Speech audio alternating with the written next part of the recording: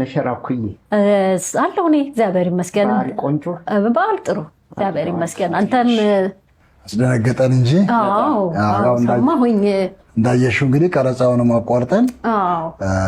ነው እንግዲህ እሱ አቋርጦ ወጣኛ ያው ጨርሰነው ነው እንትን ያልነው አልታወቀም ነበር ህመሙ ትንሽ ማስመለስ ምናምን ነገር ነበር መንቀሳቀስም አልቻለም ነበር የግድ ነው ራሱ እዛ እንትኑ ላይ ቁጭ እንዲል ያደረግነውና ይዘነውም እንትን ምንለው የነበረው እና አልታወቀም ነበር እንግዲህ አንድ ሁለት ሆስፒታሎች ከሄደ በኋላ ነው ራሱ ህመሙ ታውቆ ወደዚህ እስቲ ቼክ ያደርግ ተብሎ ወደዚህ የመጣው እንግዲህ እዚህም ያው ህመሙን አግኝተው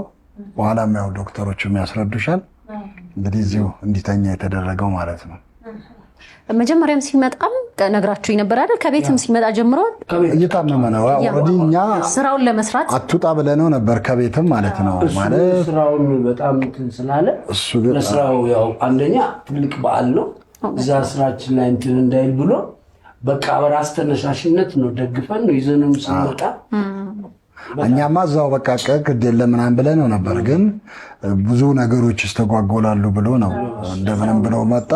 እስከሚችለው ድረስ እንግዲህ ሞከረ ከዛ በኋላ ያው አልቻለም እንግዲህ ከዛ አንድ ሁለት ሆስፒታል ሄዶ ነበር ያው እንግዲህ ትክክለኛ ህመሙም አልታወቀም እንግዲህ ወደዚህ መጥቶ ነው እዚህ ያሉ የህክምና ባለሙያዎች ርብርብ አድርገው ህመሙንም አውቀውት እንግዲህ እንዲተኛና ህክምናውን እንዲከታተል ያደረጉት እንዴት ነበር ቤኪዬ መጀመሪያ መቼስ ይሄ ማስመለስ አይነት ሲሆን ሰው ሁሉ ምን አስበው ነገር አለ እንደው ምግብ የሆነ ነገር ብለን ነው ምንለው ስሜቱ ምን ነበር መጀመሪያ ዘና የማዞር ነገር ያዞረህ ነበር አዎ ያዞረኛል ምን ይላል ዝም ብዬ ቁጭል ምናምን ነበር ከዛ በኋላ ያው ከነበየ ጋር ምናምን እንይያልኩ ትንሽ ራስ መታትም እየመሰለኝ ነበር ችላ ማለት ግን መጥፎ ነው አዎ ልክ ነው ከዛ በኋላ ነው እዚሁ ስመጣ ስትሮክ መሆኑን ያወቅኩት ስትሮክ ነው ያሉህ ከዛ በፊት እንዴት ነበር የጤና ሁኔታ እንደው ቀድሞ የምታውቀው እንደው ትንሽ ነገርም ነገር ስትሮክ ድንገተኛ ነው ግን እንደው ተያያዥ ህመሞች ከዛ በፊት ያሉ የለም በቃ ይሄ ስትሮኩ ምንም ድንገተኛ ያዞረኝ የዛን ቀንም በቃ እኮ አትምጣ ምናምን ብለውኝ ግን ሰው ተሰብስቧል ኦዲየንስም አለን እንግዶችም ጋብዘን ነበር አይደል የበዓል ስራ ነው እሱን እንትን ብዬ ከመመለስ ብዬ መጣሁኝ ብቻ ያው እንደምታዩ ነው የሆነው ለነገሩ በአንድ በኩል ሁሉም ሰው ተረባረበና ወደ ህክምናም እንዲመጣ አደረገው እቤት ከሚሆን ይሁን እንደው በጓደኞች እጅ ያሳሳቁ ለነገሩ እነሱ ሳይሆኑ አንተ ነህ የምታስቃቸው የነበረው አሉ እሱ ነው የሚያዝናናን እንደዛም ሆኖ በጣም በረከት የሚገርም ተፈጥሮ ነው እንደዛም ሆኖ ያስቀራል እንዲሆኑ አሁንም እዚህ ያለ እንደምትፈልጉለት ማለት ከዚህ በፊት ሌላ ህክምና ነበረ እና ተመርመሩት የሆነ ህክምና ሰጡት ከዛ ሂሳቡ ትንሽ ብዙ ሆነ በቃ ብሩን አምጡትና በሽታዬን መልሳችሁ ስጡኝ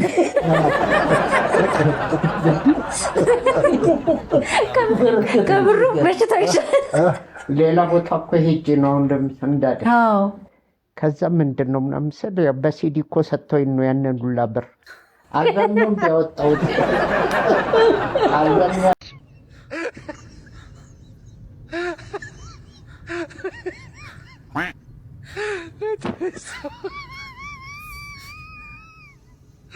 Aló.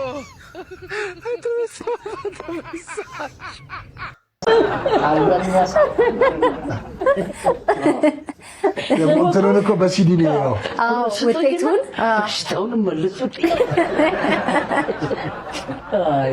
እውነት ነው የዘንድሮ ህክምና ያው ከበድ ይላል ይፈታተናል በጣም ወዲያው ህክምናውን ካልወሰድሽ እውነት ነው ጥሩ አይደለምና አሁን ከዛ በኋላ ወደ ቤት ሄጄ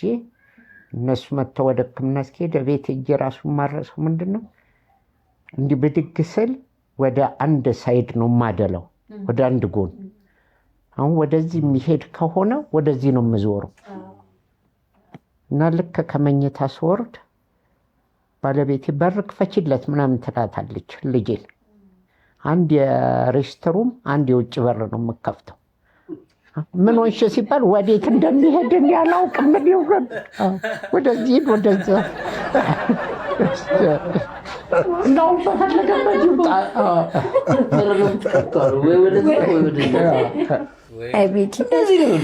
አዎ የመጣው ሰው ሁሉ እንደዚህ እያለን ነበረ። ለውጥ እያየህ ነው? ሕክምናው እንዴት እያለን? እግዚአብሔር ይመስገን ከበፊቱ